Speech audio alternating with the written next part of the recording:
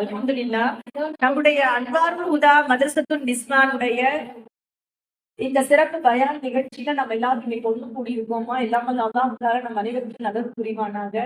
மாஷா அல்லாஹ். நம்முடைய மதரசா ரொம்ப சிறப்பான முறையில் நடைபெற்றுக் கொண்டிருப்பது உங்களுக்கு எல்லாருக்கும் தெரியும். இது வரைக்கும் பங்கெடுத்துக் கொள்ளாதவங்களும் இன்ஷால்லா பங்கெடுக்கணும்னு ஆசைப்படுத்துமா இன்ஷா அல்லாஹ். ஏன்னா ஒரு தீன் சபை அப்படிங்கிறது நமக்கு அல்லாஹ் கொடுத்திருக்க பெரிய அருட்கொடை. எப்பொழுது அல்லாஹ்வுடைய அருட்கொடைகள் புறக்கணிக்கப்படுகிறதோ அதை தொடர்ந்து அல்லாஹ்வுடைய வேதனைகள் இறங்கக்கூடிய ஒரு நிகழ்ச்சியை நம்ம பார்க்க முடியும். அருட்கொடைகள் புறக்கணிக்கப்படும் பொழுது எப்பொழுது அல்லாஹ் மறைக்கப்படுகின்றானோ அந்த இடத்துல தான் அல்லாஹ் வேதனையை எழுதுறான். நவுது பில்லாஹிவா அல்லாஹ் நம்மள எல்லாரையும் பாதுகாத்து புரியணுமா இன்ஷா அல்லாஹ். எல்லாரும் பங்கெடுத்துக்கணும் அப்படின்னு சொல்லிட்டு பிரியப்படுவோம் இன்ஷா அல்லாஹ். அஊது பில்லாஹி மினஷ் ஷைத்தானிர் ரஜீம். பிஸ்மில்லாஹிர் ரஹ்மானிர் ரஹீம். அல்ஹம்துலில்லாஹி ரப்பில் ஆலமீன். அல்லாஹும்ம ஸல்லி அலா சய்யிதினா முஹம்மதின் வ அலா ஆலி சய்யிதினா முஹம்மதின் வ பாரிக் வ ஸல்லிம். அல்ஹம்துலில்லாஹ். அல்ஹம்துலில்லாஹி நஹ்மதுஹு வ நஸ்தஈனுஹு வ நஸ்தக்ஃபிருஹ். ونعوذ بالله من شرور أنفسنا ومن سيئات أعمالنا من يهده الله فلا مضل له ومن يضلل فلا هادي له أشهد أن لا إله إلا الله وأشهد أن محمدا عبده ورسوله. காலத்தை இந்த உலக வாழ்க்கைக்கான அற்புதமான தவணையாக்கி அந்த காலத்தையே மறுமை நாளுக்கான சாட்சியாகவும் ஆக்கிய எல்லாம் அல்லாஹ் சுப்ஹானஹு வ தஆலாவுக்கு புகழ் அனைத்தையும் எரித்தாக்கி மனித குல வரலாறிலேயே தனக்கு கொடுக்கப்பட்ட வாழ்வு தவணையை மிக சிறப்பான முறையில் பயன்படுத்திய ஒரு அற்புதமான எல்லோரும் போற்றும் அன்பு பெருந்தகையான நம்முடைய உயிரினும் மேலான கண்மணி நாயகம் ஸல்லல்லாஹு அலைஹி வஸல்லம் அவர்கள் மீதும் அவர்கள் சத்திய சஹாபாக்கள் தாபிஈன்கள் தபா தாபிஈன்கள் வந்திருக்கும் வராத அனைவர் மீதும் என்றென்றும் அல்லாஹ்வுடைய சாந்தியும் சமாதானமும் நிலவட்டுமாக என்ற துஆவோடும் ஆரம்பம் செய்கின்றேன். அஸ்ஸலாமு அலைக்கும் வரஹ்மத்துல்லாஹி வபரகாத்துஹு. رب اشرح لي صدري ويسر لي امري واحلل عقدة من لساني يفقهوا قولي رب زدني علما. قال الله تعالى في القرآن الحكيم والفرقان المجيد أعوذ بالله من الشيطان الرجيم بسم الله الرحمن الرحيم إن عدة الشهور عند الله 12 شهرا في كتاب الله يوم خلق السماوات والأرض منها 4 حرم ذلك الدين القيم فلا تظلموا فيهن أنفسكم وقاتلوا المشركين كافة كما يقاتلونكم كافة واعلموا أن الله مع المتقين. நிச்சயமாக அல்லாஹ்விடத்தில் அல்லாஹ்வுடைய பதிவு புத்தகத்தில் வானங்களையும் பூமியையும் படைத்த நாளில் இருந்து மாதங்களின் எண்ணிக்கை 12. எந்த மாசம் சொல்ல? ஜனவரி, பிப்ரவரி, அதான் நமக்கு தெரியும். நம்முடைய இஸ்லாமிய மாதங்கள். ஓகேவா? அவற்றில் 4 மாதங்கள் புனிதமானவை. இதுதான் நேரான மார்க்கமாகும். இந்த மாதங்களுடைய கணக்க சொல்லும் பொழுது வெறுமனே காலம்னு அல்லாஹ் சொல்லலாமா? இதுதான் நேரான மார்க்கமாகும். இப்படியாக காலத்தை வகுத்துக் கொள்வதை நம்புவதும் மார்க்கத்தினுடைய ஒரு பிரிவார். பிறை கணக்கின்படி மனிதனுக்கு சூரியன் சந்திரன் இரண்டுமே நேரம் காட்டிகள் தான். நமக்கு நேரம் காட்டிகள். அன்றாடம் ஒவ்வொரு நாளும் தொழக்கூடிய தொழுகைக்கு சூரியனுடைய நகருதலை நாம ஒரு காலத்துக்காக எடுத்துக்கொள்றோம். அதே மாதிரி மாதங்கள் மாறி மாறி வருவதற்கு சந்திரனை நம்ம கணக்குல எடுத்துக்கொள்றோம். இது சாதாரணமாக மனிதன் வகுத்த கணக்கு கிடையாதுமா. அல்லாஹ் தஆலா வானங்கள் பூமியை படைத்த காலத்திலேயே இப்படித்தான் காலத்தை கணக்கிடப்படுவது இருந்திருக்குன்னு சொல்றாங்க. அப்ப மற்ற எதுவுமே நாங்க கணக்கிட கூடாதா? நமக்கு சித்திரை, வைகாசி, ஆனி, ஆடி, ஆவணி, புரட்டாசி, ஐப்பசி, கார்த்திகை, மார்கழி, தை மாசி, பங்குனி, திருப்பி சித்திரை, அப்படியே வரிசையா அதுவும் நம்ம ஒரு பக்கம் நம்ம பார்ப்போம். இன்னொரு பக்கம் ஜனவரி, பிப்ரவரி, March, April, May, June, July, August, September, October, November, December, அது ஒரு பக்கம் ஆங்கில மாதங்கள். இன்னொரு பக்கம் நம்முடைய இஸ்லாமிய மாதங்கள்.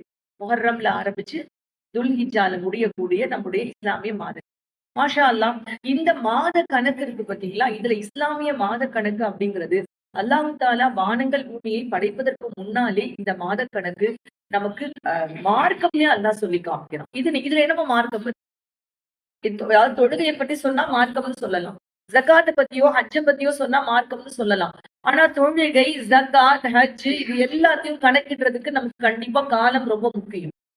தொழுகை லா இலாஹ இல்லல்லாஹ் முஹம்மது ரசூலுல்லாஹ்ங்கிற கலிமா டோட்டல் 24 ஹவர்ஸும் நமக்குள்ள இருக்க வேண்டிய விஷயம். 2வது தொழுகை. 5 வேளையும் நேரம் தான். நம்ம தொழுகைக்கு பேரே நேரம் தான். ஃபஜ்ர், துஹர், அசர், மகரிப், இஷா 3மே நேரங்களை குறிக்கக்கூடிய பெயர்கள் தான். அதுக்கப்புறம் நோன்புங்கிறது மாத அடிப்படையில கணக்கிட்டு செய்யக்கூடிய அமல். ரமலானுடைய மாதத்துல செய்யக்கூடிய அமல். ஜகாத்துங்கிறது ஒரு வருஷத்தை கணக்கு பண்ணாதான் ஜகாத்தை நம்ம கணக்கு பண்ண முடியும். ஹஜ்ஜுங்கிறது குறிப்பிட்ட வருடத்தின் ஒரு குறிப்பிட்ட ஒரு நாள், அதுலயும் ஒரு குறிப்பிட்ட நேரம் அரஃபாவில் தரிப்படுவதில் தான் ஹஜ் இருக்கு. அப்போ நேரம் இல்லாமல் கணக்கிட தெரியாமல் நாம நம்முடைய அடிப்படையான 5 எது வந்து புனியல் இஸ்லாமோ அலா ஹம்சான் நபிசல்லாஹு சொல்றாங்களோ, 5 மீது இந்த 5 ஆதாரங்களின் மீது இஸ்லாம் இருக்கிறதுன்னு சொன்னாங்களோ, அந்த 5யும் சரியாக செய்வதற்கு கண்டிப்பாக கால கணக்கீடு ரொம்ப ரொம்ப முக்கியமா செஞ்சு நம்முடைய குழந்தைகளும் சரி, நம்மளும் சரி, இந்த பிறை கணக்குகளை நம்ம தெளிவா நம்ம வச்சுக்கணும். என்ன காரணம், இது மார்க்கம்னே நமக்கு அல்லாஹ் சொல்லி நமக்கு இது வந்துச்சுன்னா பெரும்பாலும் இதை நம்ம கணக்கு பண்றது இல்லை. அதையும் கிராமப்புறத்துல போய் கேட்டோம்னு சொன்னா இஸ்லாமிய மாதங்களே என்ன சொல்லணும்னா மைதன் போற, மெதார்கா போற, அந்த போற, கூட்டுக்கறி போற அப்படின்னு சொல்லுவாங்க. அதுவும் நிறைய பேருக்கு தெரியும், பெரியவங்களுக்கு கேட்டாங்க. ஆனா இந்த கணக்கு வந்து அல்லாஹ் வந்து மார்க்கம்னு சொல்றான். அதனால ரொம்ப கண்டிப்பாக நம்ம மனசுல வைக்க வேண்டிய ஒரு கணக்கு. அதுக்கடுத்து அல்லாஹ் சொல்றான், ஆகவே அந்த மாதங்களில் போர் செய்து உங்களுக்கு நீங்களே தீங்கிழைத்துக் கொள்ளாதீர்கள். அந்த மாதங்களில் உங்களுக்கு நீங்களே தீங்கிழைத்துக் கொள்ளாதீர்கள். இணை வைப்பவர்கள் உங்கள் அனைவருடனும் போர் புரிவது போல போர் புரியுங்கள். நிச்சயமாக அல்லாஹ் பயபக்தி உடையோரோட இருக்கின்றான் என்பதை அறிந்து கொள்வீர்கள். சதகல்லாஹு அறிகிறார். அல்ஹம்துலில்லாஹ். அதாவது இந்த புனிதமான மாதங்களை பற்றி அல்லாஹ் சொல்ல போறது, இந்த மாதங்களை அறிந்து கொள்வது மார்க்கம்னு சொல்லியிருக்கான். இந்த மாதத்துல உங்களுக்கு நீங்களே அழிவை தேடிக் கொள்ளாதீர்கள்னு சொல்லியிருக்கான். இந்த உங்களுக்கு நீங்களே அழிவை தேடிக் கொள்ளாதீர்கள் வார்த்தை வந்து மனித குல தொடக்கத்திலிருந்து வரக்கூடிய வார்த்தை. ஆதம் அலைஹிஸ்ஸலாம் அவர்கள் முதல்ல அந்த அந்த பாவ மரத்தை அல்லாஹ் நெருங்க வேண்டாம்னு சொன்னான் அல்லவா, நெருங்கினதுக்காக அவங்க தௌபா கேட்ட வார்த்தை என்ன கேட்டாங்க? ரப்பி இன்னி வலம்து நஃப்ஸி ஃபக்ஃபிர்லி இன்னஹு லா யக்ஃபிரு ஸுனூப இல்லா. அல்லாஹ் என்ன ஆத்மாவுக்கு நான் தீங்கிழைத்துக் கொண்டேன் ரஹ்மானே, என்னை மன்னித்து விடு யா அல்லாஹ் அப்படின்னு அவங்க கேட்டாங்க. நாம ஒரு பாவம் செய்யும் பொழுது அது யாருக்கு செய்வதை போல வெளிப்படையாக தெரிஞ்சாலும், அது சோம்பல்தனத்தால, அசட்டையால, அஜாக்கிரதையால செய்யப்பட்டதாக இருந்தாலும் அதனுடைய தீங்கை அனுபவிக்க போவது நாம தான். அதனால நமக்குள்ள ஏதாவது ஒரு குறை ஏற்பட்டிருக்கும். அதான் அல்லாஹ் சொல்றான், இந்த புனித மாதங்கள்ல உங்களுக்கு நீங்களே அடிமை தேடிக் கொள்ளாதீர்கள். இது வந்து போர் விஷயமாக சொல்லப்பட்ட ஒரு கருத்தாக இருந்தாலும், போர் வந்து எப்பவுமே நடக்கக்கூடியது கிடையாது. இது பொதுவாக நாம் எடுத்துக்கொள்ள வேண்டிய விஷயம் என்னன்னா, இந்த புனித மாதங்கள் கண்டிப்பாக ரொம்ப கவனமாக கையாளப்பட வேண்டிய ஒரு காலம் அப்படிங்கிறத மட்டும் நம்ம புரிஞ்சுக்கணும். இந்த புனித மாதம் ரொம்ப கவனமாக நம்ம கையாளணும். இந்த மாதங்கள் நம்ம செயல்பாடுகள் எப்படி இருக்குன்னு பார்க்கணும். இந்த புனித மாதங்கள் மொத்தம் 4 மாதங்கள் அல்லாஹ் சொல்லியிருக்கான். இந்த 4 மாதங்களை 12 மாதங்கள், அதுல 4 மாதங்கள் புனித மாதங்கள். இந்த புனித மாதங்கள்ல தொடர்ச்சியாக வந்து முஹர்ரம், துல்ஹிஜ்ஜா இது அங்க அங்க ஆரம்பிக்கும். துல்ஹிஜ்ஜா புனித மாதங்கள் 3 தொடர்ச்சியாக வந்துரும். ஒரே ஒரு மாதம் மட்டும் அதை விட்டு தனிச்சு இங்க ரஜப்ல வந்து நம்ம எதிர்வரக்கூடிய படிப்பினைகள் தான் நம்ம இன்னைக்கு பயானா பார்க்க போறோம். ஒரு பிறை வருதுன்னு சொன்னாங்க. ரஜபுடைய பிறை வருதுன்னா 1வது புனித மாதம். ரொம்ப நாள் கழிச்சு மறுபடியும் ஒரு புனித மாதம் நமக்கு வருது. தொடர்ச்சியாக நமக்கு முடிந்து போன அந்த 3 புனித மாதங்களை தாண்டி இப்போ நமக்கு வரக்கூடிய இந்த புனித மாதம் ஒற்றை மாதமாக ரமலானுக்கு முன்னாடி நமக்கு பச்சை கொடி, ரமலானுக்கு காட்டக்கூடிய ஒரு பச்சை கொடிய போல இந்த ரஜபுடைய மாதம் நமக்கு வருது. இந்த ரஜபுடைய மாதம் வந்த உடனே பெருமானார் ஸல்லல்லாஹு அலைஹி வஸல்லம் செயல்பாடுகள் எப்படி இருந்தது? ரஜபுடைய மாதம் ஆரம்பிச்ச உடனேயே கீழாடை இறுக்கி கட்டிக் கொள்வாங்கன்னா, உணவு விஷயம், உணவு சம்பந்தப்பட்ட விஷயங்கள் எல்லாத்துலயும் கொஞ்சம் கவனத்தை குறைந்து எதன் பக்கம் கவனம் அதிகமாகும்னா திக்ரு, நோன்பு, தொழுகைகள், அதிகப்படியான உபரியான தொழுகைகள், தௌபாக்கள், இதன் பக்கமாக நபி ஸல்லல்லாஹு அலைஹி வஸல்லம் அவங்களே கவனம் செலுத்த ஆரம்பிச்சாங்க. இல்ல ரமலான்ங்கிறது ஒரு வைரச் சுரங்கம், தங்கச் சுரங்கம், எவ்வளவோ நம்ம அள்ளி எடுக்க போறோம்னு சொன்னா, அதுக்கு முன்னாடி நமக்கு வந்து படிகளை போல இருப்பது ரஜபு ஷாபான். ரஜபுடைய மாதத்தை ஷஹருல்லா என்றும் சொல்வார். இது அல்லாஹ்வுடைய மாதம் அப்படின்னு சொல்லுவாங்க. வல்லாஹு அஅலம். இந்த ரஜபுடைய மாதத்துல நமக்கு வந்து இந்த மாதத்துல என்னென்ன நிகழ்வுகள் நடந்திருக்கு, இது நமக்கு என்ன படிப்பினை இருக்கு அப்படிங்கிறத மட்டும் பார்ப்போம். முதல்ல நம்பர் 1 ரஜபுடைய மாதத்துல நமக்கு கிடைக்கக்கூடிய முக்கியமான படிப்பினை என்னன்னா, இந்த ரஜபுடைய மாதத்தில் தான் அல்லாஹ்வுடைய எந்த மனிதரும் அடையாத ஒரு நெருக்கத்தை நபிகள் நாயகம் ஸல்லல்லாஹு அலைஹி வஸல்லம் அடைந்தார். இந்த குர்பத்தே இலல்லாஹ். இந்த குர்பத்தே இலல்லாஹ்ங்கிற நெருக்கம் அப்பதான் அவங்களுக்கு கிடைச்சிருக்கு. நம்ம மற்ற விஷயங்களுக்கு போறதுக்கு முன்னாடி முதல்ல நம்ம இதை பார்ப்போம். இந்த ரஜபுடைய மாதம் வந்த உடனே எல்லாருக்கும் என்ன தோணணும்னா, அல்லாஹ் நான் உன்னோட என்னுடைய நெருக்கம் எப்படி இருக்குது யார்? ஏன்னா நம்ம இந்த உலகத்துக்கு வந்துட்டோமா, வாழ்ந்து கொண்டு இருக்கிறோம், எல்லாம் நம்முடைய வாழ்க்கை பிரயாணம் இப்படியே போய்க்கொண்டே இருக்குமா? ஆனா உண்மையிலேயே அல்லாஹ்வை பத்தின என்னுடைய சிந்தனை என்ன இருக்கு? என்னை பத்தி அல்லாஹ் இப்போ என்ன நினைச்சிட்டு இருக்கான்? அப்படிங்கிற ஒரு கவலையோ அதனுடைய தேட்டமோ நம்மகிட்ட யார்கிட்ட இருக்கிறது இல்ல. ஆனா இந்த ரஜப்ல கண்டிப்பா நம்ம நினைக்க ஆரம்பிச்சோம். என்னை பத்தி நீ என்ன நினைக்கிற?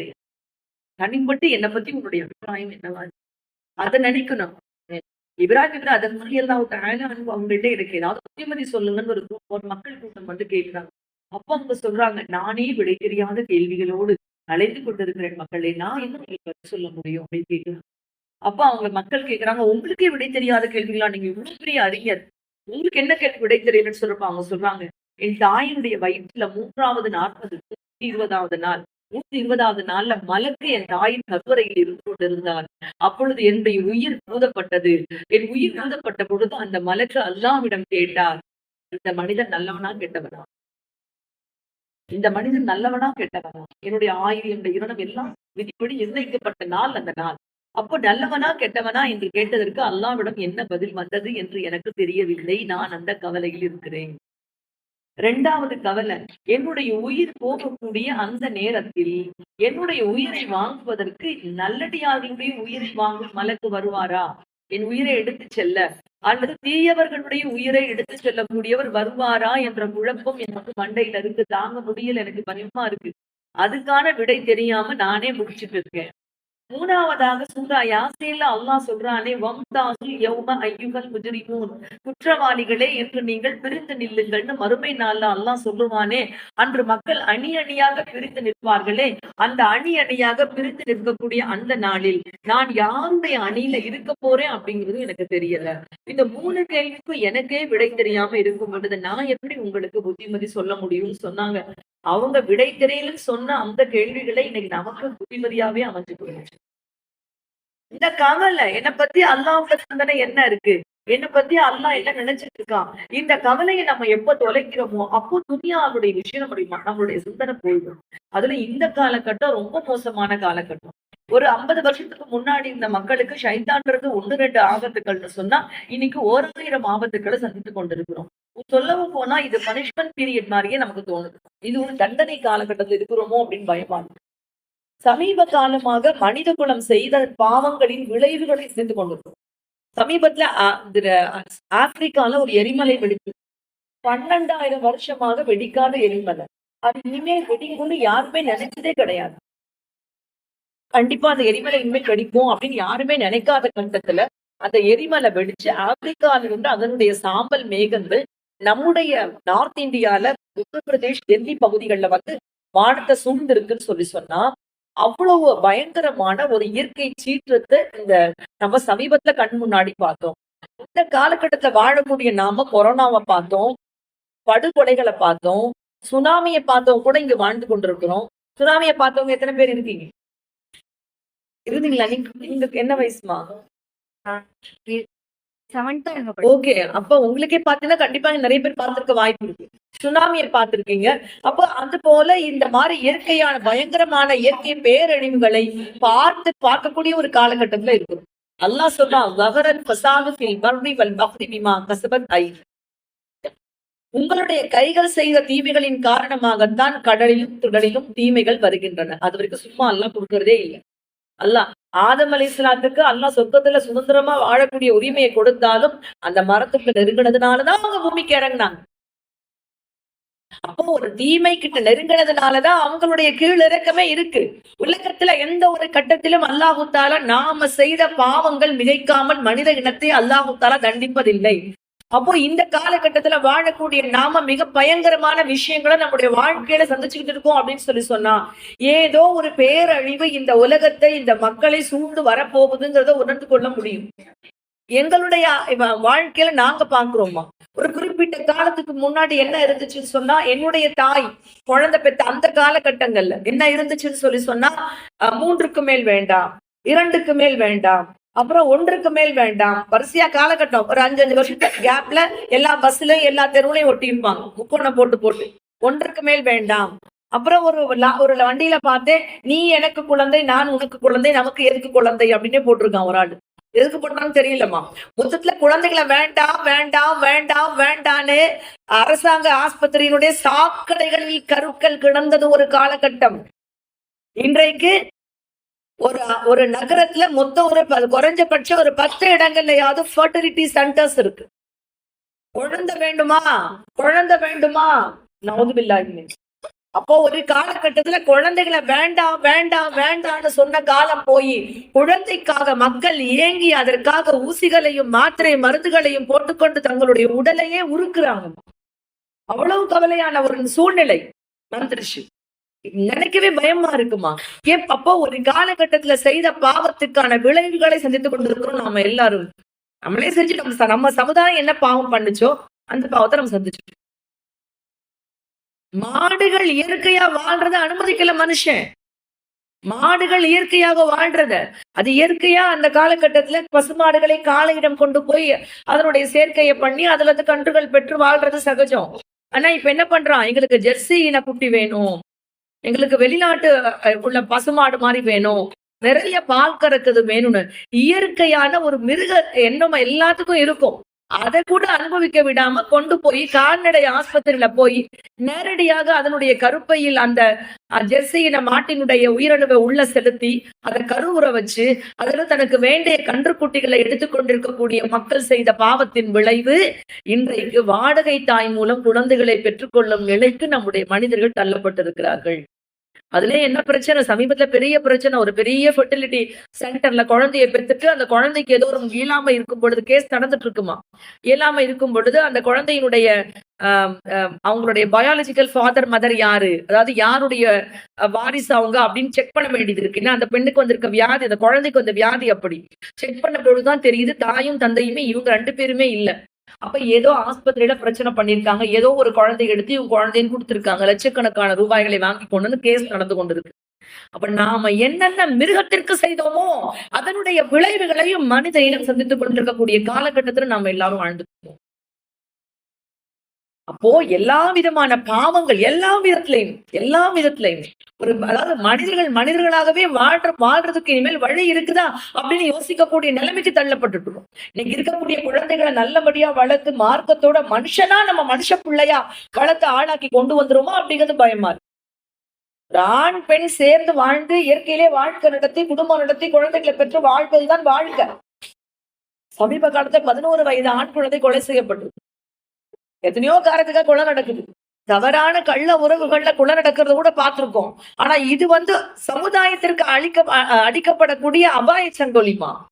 என்ன காரணம் கேட்டா, பக்கத்து வீட்டு பெண்ணோடு ஏற்பட்ட உறவினால் தன்னுடைய 11 மாத ஆண் குழந்தையை ஒரு பெற்ற தாய் கொலை செய்திருக்கிறாள். தலகாணியை கொண்டு அந்த பெண்ணுடைய குழந்தையோட மூக்கு அமைக்க உங்க எல்லாருக்கும் அந்த செய்தி வந்திருக்கும். இதெல்லாம் சாதாரணமாக கடந்து போகக்கூடிய செய்திகள் இல்லை அன்பு சகோதரிகளே. ஏதோ ஒரு வித்தியாசமான ஒரு சூழ்நிலைக்கு இந்த மனித உலகம் சென்று கொண்டிருக்கிறது. ஒரு பயங்கரமான அதாவது புயல் வரப்போகுது. சமீபத்தில் ஒரு புயல் சொன்னானே, ஏதோ ஒரு புயல் வரப்போகுதுன்னு அனௌன்ஸ் பண்ணாங்களே. வரப்போகுது இந்தா கரை கிடக்குது அந்த கரை கிடக்குதுன்னு தயாரிப்புகள் எங்க, போகக்கூடிய இடம் எங்க, அங்கங்க எல்லா இடத்துலயும் அரசாங்கம் ஆட்களை நியமிச்சு என்ன வெள்ளம் வரப்போகுது, கடலுக்குள்ள புயல் உருவாயிடுச்சு. அதே போல எங்கோ ஒரு இடத்துல புயல் உருவாயிடுச்சுங்கிறதுக்கான அத்தாட்சிகள், அதை பற்றிய முக்கியமான ஆபத்தான விஷயங்களை நாம கடந்து கொண்டிருக்கிறோம். ரொம்ப ரொம்ப எச்சரிக்கையாக இருக்கணும். ஆனா ஒரு விஷயம் விளங்கிக்கணுமா, அல்லாஹ் என்று சொல்லக்கூடிய ஒரு மனிதன் இந்த உலகத்தில் இருக்கும் வரை அல்லாஹ் உலகத்தை அழிக்கவே மாட்டான். எப்படிப்பட்ட தீய சூழ்நிலைகள் இருந்தாலும் இந்த சமுதாயத்துல நேர்மையை தூண்டக்கூடிய நேர்மையான தீன் வழி வாழக்கூடிய ஒரு கூட்டம் இருந்து கொண்டேதான் இருக்கு. நிச்சயமாக என்ன கஷ்டம் வந்தாலும் என்ன சிரமம் வந்தாலும் நாங்க தீனை விட மாட்டோம். தீன் எங்களுக்கு உயிர், எங்க ஈமான் எங்களுக்கு உயிர் அப்படின்னு வாழக்கூடிய மக்கள் நிறைய கண்டிப்பாக ஒரு சமுதாயத்தை இருந்து கொண்டுதான் இருப்பாங்க. அப்படியே ஒரு சமுதாயமே தீனை வேண்டான்னு தூக்கி எறியக்கூடிய ஒரு இழிநிலைக்கு தள்ளப்பட்டால் இன்னொரு சமுதாயத்துக்கு அல்லாஹ் அதை கொடுத்துருக்கு. எங்கேயாவது இன்னொரு சமுதாயத்துக்கு அல்லாஹ்வுத்தஆலா அதை கொடுக்காம இந்த தீனை அல்லாஹ் எடுக்க மாட்டான். அல்லாஹ் இதை முழுமைப்படுத்தி தான் தீருவான். இப்படிப்பட்ட சூழ்நிலையிலமா கடந்த காலங்கள்ல ரஜப், ஷாபான், ரமலானுடைய தேவை இந்த உம்மத்துக்கு எவ்வளவு இருந்துச்சோ அதை விட மிக முக்கியமான தேவையுடைய மக்களாக நாம இங்கே நிற்கிறோம். அல்லாஹ்வுத்தஆலா மனித இனத்தின் மீது வைத்த அன்பினுடைய அடையாளம் தான் இது போன்ற சில சலுகை நேரமா அல்லாஹ் கொடுக்குறான். இந்த நேரங்களுக்கு புனிதத்தை கொடுத்து அல்லாஹ் என்ன சொல்றான், நீங்க என்கிட்ட நெருங்கி வாங்க, உங்களுடைய தேவைகளை நான் நிறைவேற்றுறேன், உங்களுடைய பாவங்களை மன்னிக்கிறேன், உங்களுக்கு நரக விடுதலையை கொடுக்கிறேன். ரஜப், ஷாபான், ரமலான் 3லையுமே நரக விடுதலையை கொடுக்கிறேன். உங்களை நான் நெருங்கி வருவேன். எவ்வளவு நெருங்க முடியுமோ. அடியார்கள் பாவம் செஞ்சவங்க நமக்கே வெக்கமா இருக்கும். நான் செஞ்ச பாவத்துக்கு என் ரப்ப என்ன நெருங்கி வருவானான்னு சொல்லிட்டு அல்லாஹ் சொல்றான், நான் நெருங்கி வர்றேன். பாவம் செய்யக்கூடிய அடியார்களை நெருங்கி அவர்களை கஷ்டப்படுத்துவதற்காக நான் இருக்கிறேன் அப்படின்னு வல்ல ரஹ்மான் நமக்காக கொடுக்கக்கூடிய மிகப்பெரிய வாய்ப்புகள் இது. அந்த பெரிய படிப்பினை இறை நெருக்கம்ங்கிற அந்த வாக்கியத்தை உணரக்கூடிய சக்தியை இன்னைக்கு நம்முடைய உள்ளம் நெருங்கி இழந்துட்டு இருக்குதுமா. எல்லாத்தையும் நெருங்கணும்னு நினைக்கிறோம். எல்லா பாவங்களையும் நெருங்கி பார்க்கணும்னு நினைக்கிறோம். எல்லா உலக சந்தோஷங்களையும் நெருங்கி போய் அனுபவிக்கணும்னு நினைக்கிறோம். நெருங்கி அன்னைக்கு ஒரு ஊர்ல எடுத்துட்டோம்னு சொன்னா 2 கல்லு வீடு இருக்கும், 3 கல்லு வீடு இருக்கும். மத்ததெல்லாம் ஓட்டு வீடுகள், குடிசை வீடுகள் இருக்கும். நல்லாதான் சந்தோஷமா வாழ்ந்தாங்க. இன்னைக்கு எந்த ஒரு ஊருக்குள்ள போனாலும் பெரும்பாலும் நம்ம பார்க்கறது ஓட்டு வீடுகள் அபூர்வம். பார்க்க முடியாது. குடிசை வீடுகள்லாம் எங்க தேடிதான் போக வேண்டிய ஒரு சூழ்நிலை. எல்லாருமே ஓரளவுக்கு நல்ல வாழ்க்கையை தேடி அதனோடு செட்டில் ஆகக்கூடிய நிலைமைக்கு எல்லாரும் வந்த காலகட்டத்துல. ஆனா எல்லா இடத்துலயும் மனுஷங்க நிம்மதியா இருக்காங்களான்னு கேட்டா கண்டிப்பா நிம்மதி இல்ல. நிம்மதி இல்ல. நம்முடைய வாழ்க்கை பாதை திசை மாறி இருக்கு அப்படிங்கிறதுக்கு இதெல்லாம் ஒரு அடையாளம். நம்முடைய வாழ்க்கை பாதை திசை மாறி இருக்கு. பெருமானா ஸல்லல்லாஹு அலைஹி வஸல்லம் அவங்க சொன்னாங்க, மன் தமஸ்ஸக மன் தமஸ்ஸக மன் தமஸ்ஸக பிசுன்னதி இந்த ஃபசாதி ஃபலஹு அஜ்ரு மிஅது ஷஹீதா. குழப்பமான ஒரு காலகட்டத்துல ஒரே ஒரு சுன்னத்தை யாரு பின்பற்றாங்களோ அவங்களுக்கு 100 ஷஹீதுடைய அந்தஸ்தை கொடுப்பேன்னு சொல்றாங்க. நல்லா பாருங்க, ஒரு சுன்னத் பிஸ்மில்லான்னு தண்ணி குடிக்கிறோம்.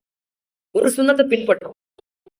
கழிவறைக்கு போறப்போ இடது கால் எடுத்து வச்சு உள்ள போறோம். வெளியே வரப்போ வலது கால் எடுத்து வச்சு வரோம். ஒரே ஒரு சுன்னத்தை ஃபாலோ பண்ணணும்னு சொல்லி சொன்னா அல்லாஹ் சுப்ஹானஹு வ தஆலா நமக்கு 100 ஷஹீதுடைய அந்தஸ்தை கொடுப்பான். நம்ம நபி வாக்குறுதி கொடுத்திருக்காங்கன்னா அந்த ஒரு சுன்னத்தை உங்களை பேண வைப்பதை தடுக்கக்கூடிய அளவுக்கு குழப்பம் நிறைஞ்சிருக்கும்னு அந்த ஒரு சுன்னத்தை தொடர்ந்து பண்ண முடியாது. அதுல 1000 தடங்கள் வந்துடும். கவனக்குறைவு வரும். அதுக்கு நம்ம பேர் சொல்லுவோம், அஜாக்கிரதை, மறதி, கவனக்குறைவு. அப்ப இதுல எல்லாம் நம்மளுக்கு கவனக்குறைவையும் அஜாக்கிரதையும் கொடுக்கக்கூடிய அளவுக்கு சைத்தானிய குழப்பங்கள் மிகைச்சு இருக்கக்கூடிய ஒரு காலகட்டத்துல ஒரு சுன்னத் வேணும்னா கூட 100 ஷஹீதுடைய அந்தஸ்தை நமக்கு அல்லாஹ் தஆலா கொடுக்குறான்னு சொன்னா, அப்படிப்பட்ட ஒரு காலத்துக்கு தள்ளப்பட்டுட்டோமோ அப்படிங்கிற ஒரு பயம் வரக்கூடிய நேரத்துல நம்ம திரும்பி பார்க்க வேண்டியது, எனக்கு அல்லாஹ்வுடைய நெருக்கம் இருக்கா? அல்லாஹ் என்னுடைய நெருக்கம் எங்களுடைய தலைவர் நபி ஸல்லல்லாஹு அலைஹி வஸல்லம் அவர்களை நீ எவ்வளவு நெருக்கத்துல அழைச்ச, விழினுடைய இரு முனைகளின் நெருக்கத்தில் நீ அழைத்து எங்கள் சமுதாய தலைவரை நீ கண்ணியம் செய்தாயே அல்லாஹ். ஏன்னா உன்னை பார்க்கணும்னு எவ்வளவோ பேர் ஆசைப்பட்டாங்க. அரிணின்னு மூசா நபி கெஞ்சினாங்க. ஆனா நீ அந்த நெருக்கத்தை அவங்களுக்கு கொடுக்கல, பார்க்க முடியாதுன்னு சொல்லிட்ட. அரிணி மூசா நபியுடைய கூட்டத்தார் சொன்னாங்க, உங்க அல்லாஹ்வை நான் நேர்ல பாக்குற வரைக்கும் நாங்க நம்ப மாட்டோம்னு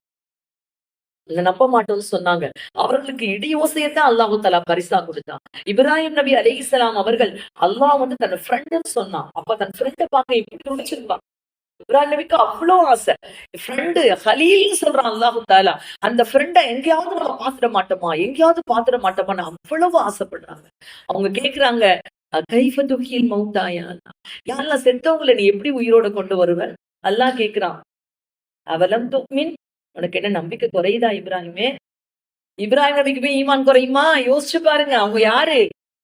ஒட்டுமொத்த ஊரும் உலகமும் பெற்றவர்களும் வளர்த்தவர்களும் அல்லாஹ் என்பதை யார் என்று தெரியாமல் குஃபியத்தை மூழ்கி இருக்கிற காலத்துல இயற்கையை பார்த்து பார்த்து ஈமானை உணர்ந்து கொண்டவர்கள்.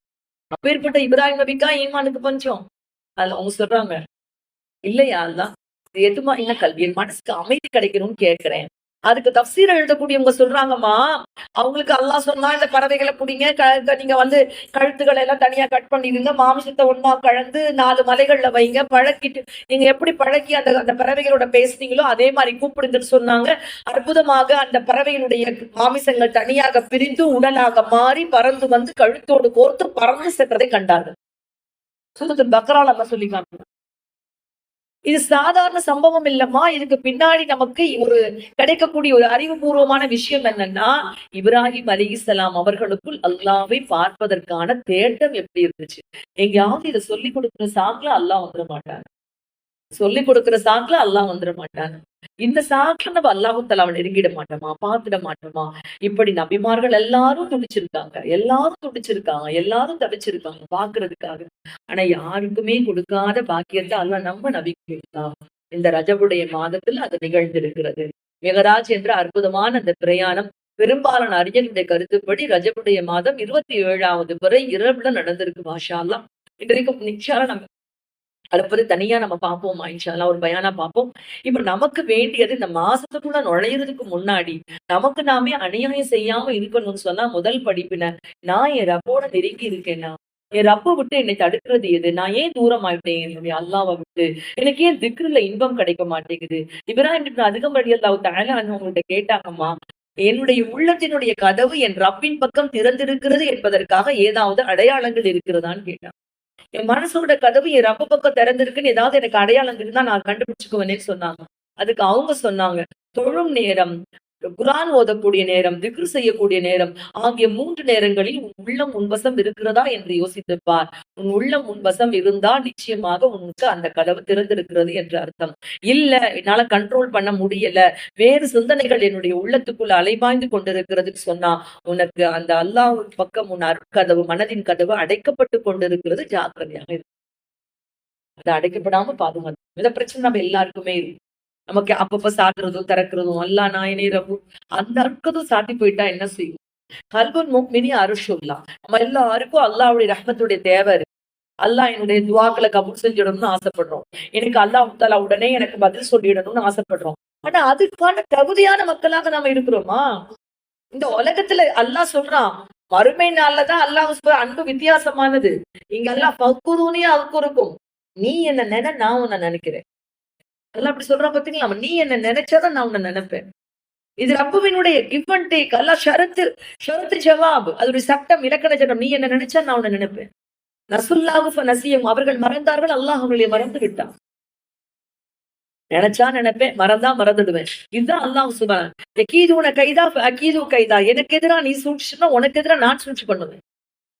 அப்போ இதுல எல்லாமே நம்ம பண்ணுனா அல்லாஹ் பண்ணுவேன் அப்படின்னு சொல்றான் அல்லாஹ் சுப்ஹானஹு. நீ எனக்கு அல்லாஹ் இன்னும் பெரிய விஷயம் அல்லாஹ். அல்லாஹ் சொல்றான், எனக்கு ஹெல்ப் பண்ணா நான் உனக்கு ஹெல்ப் பண்ணுவேங்கிறான் அல்லாஹ். யாரு அல்லாஹ்வுக்கு ஹெல்ப் திட்டமாக சொல்றான் அல்லாஹ் தஆலா. திட்டமாக எனக்கு நீ ஹெல்ப் பண்ணு, நான் உனக்கு ஹெல்ப் பண்றேங்கிறான் அல்லாஹ். வல யன்சுருல்லாஹு மன் யன்சுர். யார் அல்லாஹ்வுக்கு உதவி செய்கிறாரோ அவளுக்கு அல்லாஹ் உதவி செய்வான். அல்லாஹ்க்கு நீங்க என்ன ஹெல்ப் பண்ண முடியும்? போய் நட்சத்திரத்தை எல்லாம் ஒழுங்கா போய் ஒட்ட வைக்க முடியுமா? ஒழுங்கா பாதையில ஓட்டும் போய் கம்பு வச்சு அடிக்க முடியுமா? பிரம்மாண்டமாக இருக்கலாம். ஒரு உயிர் செல்லுக்குள்ள உள்ள ஓடுற எலக்ட்ரான போய் ஒழுங்கா ஓடு, உள்ள போய் நியூக்ளியஸ் போய் உழுந்துறாதுன்னு சொல்ல முடியுமா உங்களால? எதுவுமே சொல்ல முடியாது. எல்லாம் அல்லாஹ் பார்த்துட்டு இருக்கான். அவனுடைய மார்க்கத்துக்கு நாம் உதவி செய்யும் பொழுது அல்லாஹ் நமக்கு உதவி செய்கிறான். அப்போ எல்லாமே ஒரு சட்டத்திற்கு உட்பட்ட விஷயங்கள் தான். அப்ப இறைவனுடைய நெருக்கத்தை நாம் பெற வேண்டும் என்றால், நாம அல்லாஹு தஆலாவ நெருங்கி இருக்கிறோமான்னு யோசிக்கணும். காந்தம் இருப்பத்தான் ஈர்க்குமா, கட்டையை ஈர்க்காது. காந்தம் இருப்பத்தான் கட்டையை ஈர்க்காது. எலக்ட்ரிசிட்டி கம்பியில தான் பாயும், ஈரத்துல தான் பாயும். அது மரக்கட்டைக்குள்ள பாயாது. அது பாயாத மின்தடை பாயாத ஒரு கட்டையை கொண்டு போய் எலக்ட்ரிசிட்டி ஏன் பாய மாட்டேங்குதுன்னா அது பாயாது. இந்த தாமிர கம்பியா இருக்கணும், இரும்பு அதுக்குரிய சோர்ஸ் வேணும். சோர்ஸ் இருந்தா தான் அது பாய முடியும். யோசிச்சு பாரு. நல்ல பாத்திரத்தை நேத்து பாத்திரத்துல பால் தெரிஞ்சு போயிடுச்சு. பால் தெரிஞ்சு போன பாத்திரத்துல மறுநாள் நீங்க பால் காய்ச்சணும்னா என்ன செஞ்சிருக்கணும்? அந்த பாத்திரம் சுடு தண்ணி ஊத்தி கொதிக்க வச்சிருக்கணும். ஒண்ணுமே இல்லாம மறுபடியும் நீங்க 10 லிட்டர் பாலை போட்டு காய்ச்சணும், 10 லிட்டர் கெட்டுதான் போகும். கண்ணுக்கு தெரியாது. அது நேத்து பால் கெட்டு போயிருக்குன்னா அதனுடைய எந்த காரணத்தால கெட்டு போச்சோ அந்த நஜீஸ், அந்த கெட்டது அந்த சட்டில இருக்கும். நீங்க காய்ச்சறதுக்கு முன்னாடி நீங்க ஊத்தி காய்ச்சறது இன்னைக்கு வந்த பாலா இருக்கலாம், காலையில கறந்த பாலா இருக்கலாம். அது பயங்கரமான பியூரான பால், நேரடியா பசுமாட்டுல அது கறந்து கொண்டு வந்து கொடுக்கக்கூடிய பாலாக இருக்கலாம். நீங்க காய்ச்சக்கூடிய சட்டி சரியாக இருக்கணும். சட்டி சரியா இருக்கு. சரியா இருந்தா தானமா வரும். அப்ப நம்முடைய மனம் சரியாக இருந்தால்தான், நேற்றைய பாவங்களை விட்டு நான் பரிசுத்தப்படுத்தியிருக்கேனா, இன்னைக்கு அல்லாஹ்வுடைய ரஹ்மத் எனக்குள்ள வரணும் தயாரா இருக்கேன். அல்லாஹ்வுடைய ரஹ்மத்தை பெற்றுக் கொள்வதற்கு நான் யோகியனாக இருக்கிறேன். எனக்கு அந்த யோகியதை இருக்கு. நான் அல்லாஹ்ட்ட கேட்கிறேன், எனக்கு அல்லாஹ் கொடுத்துடுமா? அல்லாஹ் கொடுக்கக்கூடியவன் தான். ஆனால் நாம் கேட்கக்கூடிய ரஹமத்தை அல்லாஹ்விடம் டிமாண்ட் பண்ணி கேட்கறதுக்கு நான் சரியா இருக்கிறேனா அப்படிங்கிறதையும் பார்க்கணும். அல்லாஹு தஆலா அப்படின்னு இருக்கும். நம்ம கேட்கலாம், அக்கா அல்லாவே இல்லைன்னு சொல்ற காஃபிருக்கு தானே அல்லாஹ் கொடுக்குறான். கொடுப்பாமா? அல்லாஹ் சொல்றான் சூரத்து ஸுஹ்ருஃப்ல, மூமினுடைய மனம் துன்பப்படாது என்று இருந்தால் காஃபிருக்கு தங்கத்தால் கூரையும் வெள்ளியால் வாசலும் வைக்கும் அளவுக்கு உலகத்தை அள்ளி கொடுத்து உலகத்தை அள்ளி கொடுத்தது துணியாதான். மறுமையில ஒண்ணுமே இருக்காது. துணியாதான். மறுமையில என்ன இருக்க போகுது? உலகத்துல சில நேரங்கள்ல ஜவுளி கடைக்கு போறோம். ஒரு சேலை எடுத்து முடிச்சுட்டு நமக்கு என்ன செய்வோம்? ரொம்ப திருப்தியா வருவோம். நல்ல சேலை எடுத்துட்டோம். ஆனா ஒரு நிமிஷம் சிந்தனை வரும். ஒரு சேலை எடுத்துட்டு இவ்வளவு திருப்தி படுறோமே, இத்தனை சேலைக்கும் எஜமானி இந்த ஜவுளி கடையினுடைய ஓனர். அவங்களுக்கு கம்பேர் பண்ணி பார்த்தா நம்ம சந்தோஷம் ஒண்ணுமே இல்லாம போயிடும். பொசுக்குன்னு போயிடும். நகைக்கடைக்கு போறோம். இன்னைக்கு நகை விக்கிற விலைக்கு அங்க விலை அதிகமாட்டு, அங்க விலை அதிகமாயிடுச்சு. காலத்தின் மிக கீர்த்தியான காரணம் முன்னாடி வர கதம் தெரியாது. ஐய்யயோ! 1,00,000 ஆயிடுச்சு. ஒண்ணு எங்க அதிகமாயிட போகுது, அதிகமாயிட போகுது. போறோம். ஏதோ ஒரு 1 கிராம் தங்கத்த வாங்கிட்டு வந்துட்டு, அதான் இப்போதைக்கு நடுத்தர குடும்பம் வாங்குறதே பெருசு. போய் வாங்கிட்டு வெளில வர்றோம். அத 10 தடவ திருப்பி பார்த்துக்குவோம். வீட்டுக்கு வந்து நீ பாரு. அந்த ஒரு சின்ன நகை வாங்குனதுக்கு நமக்கு அவ்வளவு சந்தோஷமா இருக்குன்னா, அந்த ஒட்டுமொத்த கடையினுடைய ஓனர் யோசிச்சு பாரு. ஒரே ஒரு ஹதீஸ் அதனுடைய அர்த்தம் விளங்கிடுச்சுன்னா, சூப்பர் மாஷா அல்லாஹ் இவ்ளோ தஃப்சீர்ல இருக்கிற சின்ன சின்ன உண்மைகள் தெரிஞ்சிருச்சுன்னா, அல்லாஹ் எனக்கு இந்த உண்மை விளங்கிடுச்சுன்னு ஆசையா இருக்கும். அத்தனை உண்மைகளையும் நமக்கு விளக்குறதுக்கான புத்தகம் எழுதின அவங்களுடைய மூளை. துன்யா விஷயம் மட்டும் இல்ல, எந்த விஷயமா எடுத்தாலும். அந்த ஒரு நம்ம விட அந்த பெரியவங்கள இப்ப கீழானவங்கள பார்த்தா நம்ம மனசு நிம்மதியா இருக்கும் உண்மைதான். ஆனா கல்வி விஷயத்துல, தர்ம விஷயத்திலயும் பொறாமைப்படுறதுக்கு நம்ம அனுமதி குடுத்திருக்காங்க நபி ஸல்லல்லாஹு அலைஹி வஸல்லம். இது அது அப்ப என்ன தோணும்னா, அல்லாஹ் உலகத்துல இப்படியா அல்லாஹ்? மறுமை நாள்ல இப்படி யார பத்தியும் எங்கள நினைக்க வச்சிராத ரப்பு. நினைக்கிறோம் நினைக்கலங்கிறது வேற. அல்லாஹ் அங்க வந்து இந்த குரோதத்தை எடுத்துருவேங்கிறான் உள்ளத்துல. அல்லாஹ் ரப்புல் ஆலமீனே இந்த உலகத்துல அந்த ஒரு தன்மையை அடையணும்னா எனக்கு என்ன வேணும்? யா அல்லாஹ். சூரத்துல் வாக்கியால அல்லாஹ் 3ஆ மனுஷங்கள பிரிச்சு காட்டுறான். 3ஆ பிரிச்சு காட்டுறான். 1வது அஸ்ஸாபிகூன சாபிகூன். 2வது அஸ்ஹாபுல் யமீன். 3வது அஸ்ஹாபு ஷிமால். 3 கூட்டமா எந்த கூட்டத்துல இருக்குன்னு நினைச்சுக்கோ அப்படிங்கிறான். இந்த அஸ்ஹாபுல் யமீன் சொர்க்கவாசிகள், அஸ்ஹாபு ஷிமால் நரகவாதிகள். அது யாருங்க சாபிகூன்? அவங்க யாரு? அவங்களுக்கும் இந்த சொர்க்கவாதிகளுக்கு என்ன சம்பந்தம்? சொர்க்கவாதிகள் தானே அவங்களும். நமக்கு நம்ம எல்லாம் சொர்க்கத்துக்காக தானே அமல் பண்ணிட்டு இருக்கோமா? அப்ப அவங்களே சொர்க்கவாதிகள் சொல்ல வேண்டியதானே? அவர்கள் இறை நெருக்கத்தின் உச்சத்தை அடைந்தவர்கள். அவங்களும் சொர்க்கம் முடியாது. நம்மள நபி ஸல்லல்லாஹு என்ன கேட்டாங்க? சொர்க்கத்தை கேட்க வேண்டியிருந்தால் ஜன்னத்துல் ஃபிர்தௌஸை நீங்கள் கேளுங்கள்னு சொன்னாங்க. ஜன்னத்துல் ஃபிர்தௌஸ் சொர்க்கத்தை கேளுங்கன்னு சொன்னாங்க. ஆனா சொர்க்கத்தை விட உயர்வான ஒரு விஷயமும் இருக்குதுங்கிறத உணர்த்துறதுதான் சாபிகூன சாபி. என்ன இருக்கும்? வறுமையில சூரத்து சுமர்ல அல்லாஹ் சொல்லி காமிச்சிருக்கான். நான் அடிக்கடி சொல்லக்கூடிய விஷயமா. இந்த ரஜப் வந்தாலே எனக்கு அந்த ஞாபகம் வந்துரும். கண்டிப்பா மக்கள்கிட்ட சொல்லுவேன். அல்லாஹ் தான் 2 ஆயத்துக்கள சூரத்து சுமர்ல அல்லாஹ் சொல்றான். பாவிகளை இழுத்துக் கொண்டு போய் வசியமல்லதீன கஃபரு இலா ஜஹன்னம சுமரா. காபிர்கள் வலுக்கட்டாயமாக நரகில் இழுத்துச் சென்று தள்ளப்படுவார்கள். யாரோ ஒரு பாவிய அல்லாஹ் தஆலா வந்து நரகம்னு நிர்ணயிச்சுட்டான். நீ நரகத்துக்கு போன்னு சொன்னா அவன் போவானா? என்ன செய்வான் அவன்? திரும்பி திரும்பி பார்ப்பான். அல்லாஹ் பயம் நரகம்னா இப்பதான் பார்த்துட்டேன். நான் அப்படி போறேனே அப்படின்னு கெஞ்ச ஆரம்பிப்பான். அல்லாஹ் அதையும் குர்ஆன்ல சொல்றான். ரப்பனா அப்சர்னா வ சமிஅனா ஃபர்ஜினா நஅமல் சாலிஹன் இன்னா மூகினூன். அல்லாஹ் பார்த்துட்டேன், கேட்டுட்டேன். யா அல்லாஹ் ஒரு தடவை திருப்பி என்னை உலகத்துக்கு அனுப்புறப்போ நான் ரொம்ப நல்லவனா வாழ்ந்துட்டு வந்துருவேன். நான் நல்லவனா வாழ்ந்துட்டு வந்துருவேன் கெஞ்ச ஆரம்பிப்பான் அல்லாஹ் சுப்ஹானஹு வ தஆலா கிட்ட. அப்போ நரகத்துக்கு ஒரு மனுஷனை போன்னு சொன்னா கண்டிப்பா அவன் அழுவான், புலம்புவான். அப்போ வலுக்கட்டாயமாக அவர்கள் நரகில் கொண்டு போய் தள்ளப்படுவார்கள். இது நியதி. நம்ம எல்லாருக்கும் லாஜிக் இருக்கு. ஆனா அடுத்த ஆயத்த அல்லாஹ் சொல்றான். வஸீகல்லதீன தகவ் ரப்பஹும் இலல் ஜன்னதி ஸுமரா. அல்லாஹ்வின் பால் தக்வாவுடைய அந்த நல்லடியார்கள், இறையச்சமுடைய நல்லடியார்கள் சொர்க்கத்தின் பக்கம் இழுத்து கொண்டு போய் தள்ளப்படுவார்கள். அப்ப சந்தேகம் வருது. நமக்கு ஒரு கவலை வருது. அல்லாஹ் இப்படி போய் நமக்கு எல்லாமே முடிஞ்சிருச்சு. நீ போம்மா உனக்கு சொர்க்கம் அப்படின்னு சொன்னா என்ன செஞ்சுடுவீங்க நீங்க? ஹஸ்பண்ட் வர்றாங்களான்னு பின்னாடி திரும்பி பார்ப்பீங்களா? என்ன செய்வீங்க? உடனே ஓடிடுவோம். ஆனா கேட்டா என்ன சொல்லுவீங்கன்னா, நீங்க ஏற்கனவே உள்ள இருப்பீங்கல்ல, அதனால நம்பிக்கையில போனோம்னு சொல்லிக்கிடுவீங்க. ஆனா என்னது? நமக்கு எங்க கிடைச்சா போதும்ன்னு சொல்லிட்டு உடனே ஓடி போய் அல்லாஹ்வே சொல்றான். காலு அல்ஹம்துலில்லாஹ் சொல்லிடுவீங்களா உள்ள போய்? நம்ம எல்லாம் சொல்லிடுவோம். காலு அல்ஹம்துலில்லாஹ். அது நமக்கு இன்ஷா அல்லாஹ் நசீப் ஆக்கணும் அல்லாஹ் தஆலா. இன்ஷா அல்லாஹ். ஆமீன் யா ரப்பல் ஆலமீன். அப்போ அந்த சொர்க்கத்திற்கு போ என்ற வார்த்தையை கேட்ட பிறகு கூட அந்த அடியார்கள் போக மாட்டேன் என்று முரண்டு செய்ய வலுக்கட்டாயமாக நரகத்தில் பாவிகள் தள்ளப்படுவதைப் போலவே வலுக்கட்டாயமாக சொர்க்கத்திலும் சில பேர் கொண்டு போய் தள்ளப்படுவார்கள். என்ன காரணம்? அன்பு சகோதரிகளே, அந்த அடியார்கள் சொல்லுவாங்களாம், அல்லாஹ் சொர்க்கம் வேணாம் அல்லாஹ், உன் அருகாமையில் இருப்பது ரொம்ப இன்பமா இருக்கு அல்லாஹ். சொர்க்கமே ஆனாலும் உன்னை பார்த்துட்டு இப்படி இருக்க முடியாதுன்ற. இப்ப எங்களை கேள்வி கேட்ட, எங்களுக்கு நல்லது சொன்ன, எல்லாம் சொன்ன. அல்லாஹ் உன்னை பார்க்கக்கூடிய சந்தோஷத்தை விட சொர்க்கம் எங்களுக்கு ரொம்ப மட்டமா தெரியுது அல்லாஹ். நான் உன்னிட்ட பாக்குற நெருக்கத்துல நான் இருந்துட்டேன். என்னை இங்கேயே வச்சது யாரெல்லாம்? ஆனா சொர்க்கம் எங்களுக்கு வேண்டாம். சொர்க்கம் என்ன சாதாரணமானதாமா? அருந்துகா கருதிசமாகி வல்ல வானங்கள் பூமியை விட பெருசு. மாஷா அல்லாஹ் அங்க வீசக்கூடிய தென்றல்ல எப்படி இருக்கும்? அங்க ஒரு கல் வெள்ளிலையும் ஒரு கல் தங்கத்திலையும் வைத்து கட்டப்பட்ட மாளிகைகள், அங்க இருக்க நீரூற்றுக்கள், அங்க சாப்பிடணும்னு நினைச்சோம்னா கிடைக்கக்கூடிய பறவை கறிகள், அல்லாஹு அல்லாஹு அக்பர், எல்லாம் மது, எல்லாம் ஹலால். ஹலால் ஹலால் ஹலால். நினைக்க முடியாத இன்பங்கள், நமக்கு தெரிஞ்சது இவ்வளவுதான், தெரியாது எவ்வளவோ. எல்லாம் இருந்தாலும் அந்த அடியார்கள் அழுவாங்களாம், அல்லாஹ் பக்கத்துல நான் இருக்கிறேன் அப்படின்னு சொல்லுவாங்களாம். இறை நெருக்கம் என்பது அவ்வளவு இனிமையானது, அவ்வளவு இனிமையானது, இன்பமானது.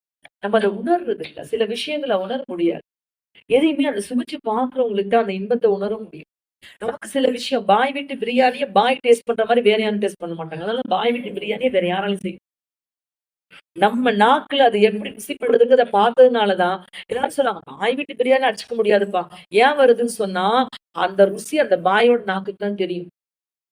எல்லாரையும் விட நம்மளுக்கு தான் அது தெரியும். அந்த ருசியை உணர்ந்ததனால்தான் அவர்கள் துடிப்பார்கள். அந்த நெருக்கத்தை நமக்கு நினைவூட்டக்கூடிய மாதம் இந்த மாதம். இந்த நபி எந்த ஒரு சந்தோஷத்தை அவங்களுக்கு கிடைச்சா நமக்கு கிடைக்கும்னு ஆசைப்படுவோம். மறுமை நாள்ல யா உம்மத்தி யா உம்மத்தி யா உம்மத்தின்னு கதறக்கூடியவங்க நம்ம நபி.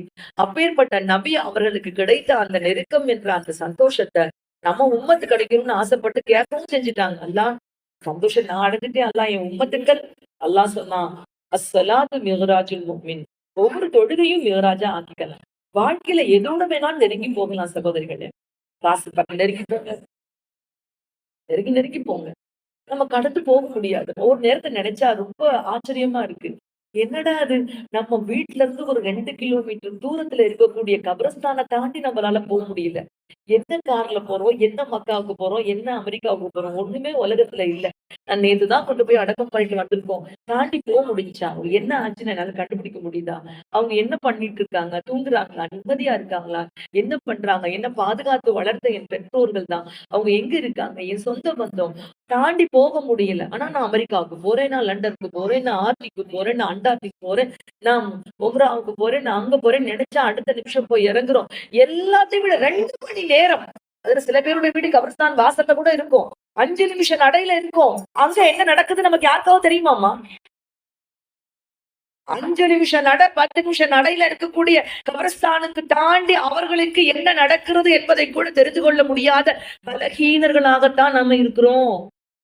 நம்ம அந்த பலகீனம் கொண்டவர்கள் தான். நம்மளால அல்லாஹு தாலா அப்படி நாட்டத்தை மீறி எதுவுமே செய்ய முடியாது. அப்படிப்பட்ட நாம அல்லாஹு தாலா அவனுடைய நெருக்கத்தை ஏன் குறைச்சோம்? நமக்கு எது தடை வந்துச்சுன்னு யோசிக்கக்கூடிய மாசம் இது. இந்த ரப்ப விட்டு எது தடுத்துச்சு? சைத்தான் எதை கொண்டு இந்த ரப்ப மறக்க வச்சான்? கேட்கிறான் நல்ல மறுமையில. யா ஐயுகல் இன்சானு மா கர்ரக பிரப்பிக்கல் கரி. உன்னுடைய ரப்ப மறக்க வச்சது எதுன்னு அல்லா கேட்கும். உன் ரப்ப உன்னை மறக்க வச்சது எது? நீ எப்படி மறந்த? தொலைக்காட்சி மறக்க வச்சுச்சா? உன்னை செல்போன் மறக்க வச்சுச்சா? உன்னுடைய வளமையான வீடு உன்னை மறக்க வச்சுச்சா? உன்னுடைய பஞ்சனையான மெத்த வந்து உன்னை காலைல ஃபஜ்ருக்கு என்னை எந்திரிக்கிறதுட்டு உன்னை மறக்க வச்சுச்சா உன்னைய? இல்ல உனக்கு வாழ்க்கையில விதிப்படி நடந்த துன்பம் உன்னை மறக்க வச்சுச்சா? எனக்கு இப்படி துன்பத்தை கொடுத்துட்டானேங்கிறதுக்கா என்னை தள்ளி விட்டு போனி. அதெல்லாமே அவரவர் விதி. நம்ம வாங்கிட்டு வந்த வரம். நம்ம என்ன வாழ்க்கையை கேட்டோம், நமக்கு கொடுக்கப்பட்ட கேள்வித்தாள். அல்லது ஹொலக்கல் மௌத்துவல் ஹயாத்தல் லியப்லுவக்கும் அய்யுக்கும் அஹ்ஸனு அமலா. நாம அதுல எப்படி பெர்ஃபெக்ட்டா இருந்து நம்ம ஜெயிச்சு போறோமோ, அவ்வளவுதான், எல்லாம் முடிஞ்சு போயிருமா. கொஞ்ச நேரத்துல எல்லாம் முடிஞ்சு போயிரும். அந்த உயிர் இருக்கிற வரைக்கும் தான் எல்லாம். உயிர் போயிடுச்சுன்னு சொன்னா அவ்வளவுதான் கட்ட. திருப்பி அடக்கம் பண்ணிடுவாங்க. நம்ம வாழ்க்கை முடிஞ்சு போயிடுச்சு.